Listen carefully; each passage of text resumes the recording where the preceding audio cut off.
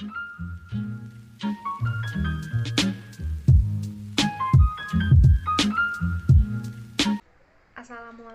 warahmatullahi wabarakatuh.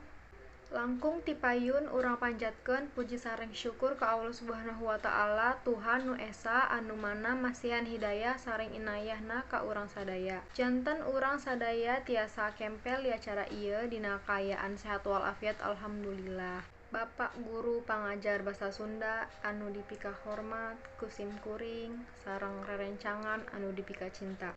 Dina waktos ieu abdi bade nerangkeun tentang tema kebersihannya eta, kumaha pentingna ngajaga diri dina hidup sehat, jeung manfaat ngajaga kasehatan nu mana urang sadayana teh kedah atau wajib ngajaga lingkungan sekitar urang. Sareng awak nyalira yen urang sadaya tiasa ngajaga kasehatan tina sagala rupi panyakit nu aya. Kumargi kitu urang sadaya ge kedah ningkatkeun carana pola hidup nu sehat kanggo kapayunna hirup urang sapalian dikawitan ti ayeuna siga anu pernah diterangkeun dina salah sahiji hadis.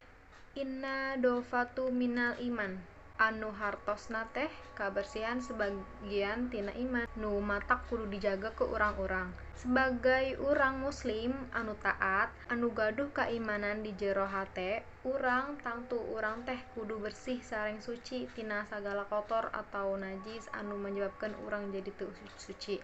Allah Subhanahu wa taala mah resep kanu hamba anu merhatikeun jeung ngajaga kabersihan. Bersih eta teh kaasup kana raga urang, diri urang sareng lingkungan di sekitar urang.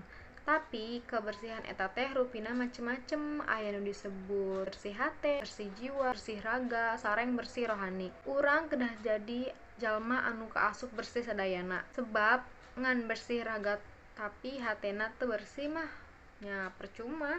Matak ti mulai ayeuna hayu urang ngabersihan segala rupina sareng ningkatkeun pola hidup sehat kanggo urang sadayana. Cekap sakitu abdi nyanggakeun pihatur. Hatur nuhun. Wassalamualaikum warahmatullahi wabarakatuh.